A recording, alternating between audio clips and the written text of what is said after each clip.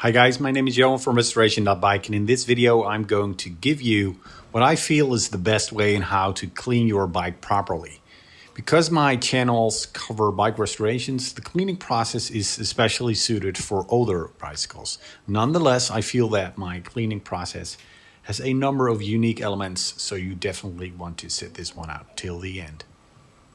If you like the video, give it a thumbs up and subscribe to the channel. I also have a Facebook group for like-minded people who are into bike restorations, and you're welcome to join that group with the help of the link in the description below. So let's get started. The most distinctive element of my bicycle cleaning process is that I do not use water, not even if the bike is very dirty. In general, adding water to dirt makes a mess of things, and though it's a good practice to hose down your vehicle in the car detailing industry, using a power washer on an older bike is not a best practice. Bicycle hubs, headsets, and bottom brackets of older bikes are very susceptible to corrosion that eat away at the bearings and damage the bearing races. Also, spraying your entire bike may very well cause water to get inside the frame, and this water may pool in the bottom bracket shell and cause havoc to the metal body of your square taper bottom bracket. Your hub axle from 2021 may be perfectly sealed, but the average cup and cone style one from the 80s or 90s rarely is, and with great force spraying water near it or in it with a garden hose or power washer is a bad idea, plain and simple. One thing I did learn from car detailing is that you can use a soft brush to remove dirt and sand very effectively without damaging any of the components or scratching your paint job. Provided you're careful and after a couple of strokes, clean your brush and remove any sand particles. A brush makes it easy to clean hard to reach areas like in between the brakes and frame and suspension springs. And the whole idea behind this method is to easily remove all sand and dirt so that when you clean the frame with a wet cloth to make it shine, you don't dull your paint by scratching it with sand particles trapped into your cloth.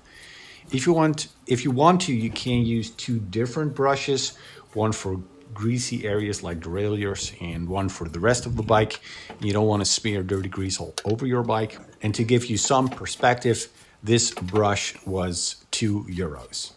A clean drivetrain is key for optimal shifting performance and minimizing wear on its parts.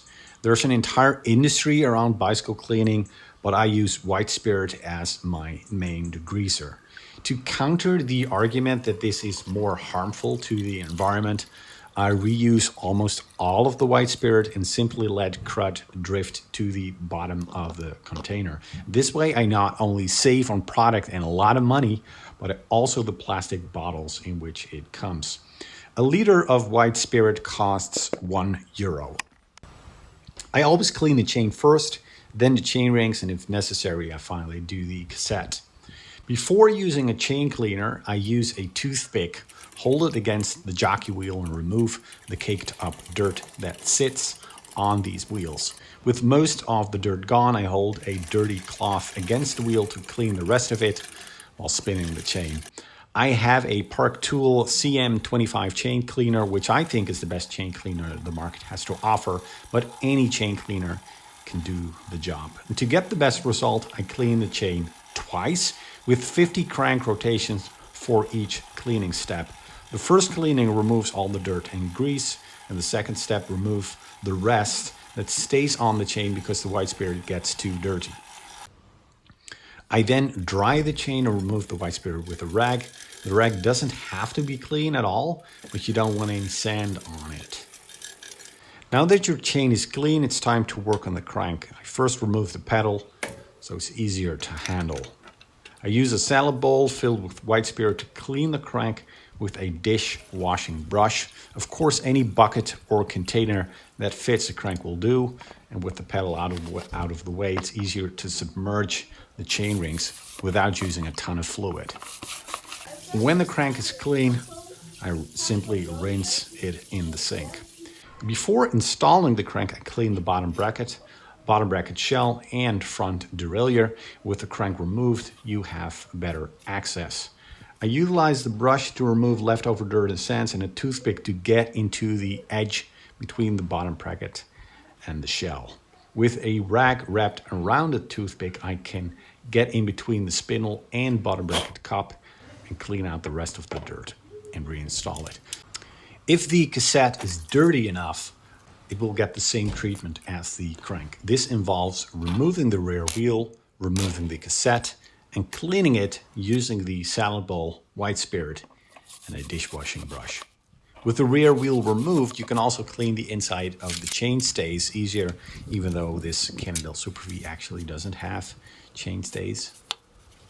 And before putting the cassette back on, I take the time to clean the freehub as well. Before I put the rear wheel back in place, I clean it. Especially skin wall tires at the rear drive side can look really dirty because of the chain lubrication that gets thrown onto it, caused by rotational forces from the cassette and jockey wheels. At first, I remove any leftover dirt with a brush, which lowers the risk of damaging your paint and decals and scratching rim anodization.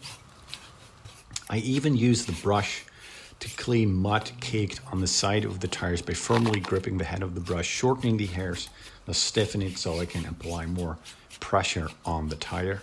And with the dirt removed, I then proceed to apply a thin layer of WD-40 onto the wheel. I quickly remove the WD-40, taking both the dirt and grime from the tire, as well as cleaning the brake surface of the rims. Since there's some debate whether or not WD-40 is harmful to rubber, I remove any WD-40 with a damp cloth afterwards, both on the tire and in between the spokes. And the result is a wheel that looks like new. I've spent many hours and dozens of repairs restoring the bicycles I own, and to me it seems only natural that once you get a bike to a certain point, you do the things necessary to keep it there. It's much easier to simply buy a bike than to buy a project and putting in the time and effort to restore it. I sometimes say that a bike restoration enables you to create your own experience, and cleaning and maintaining your bicycle the best way possible is part of that experience, if you ask me. So I hope you enjoyed watching this video, and don't forget to consider joining the Facebook group, and I hope I can welcome you again for the next video as well. Bye for now.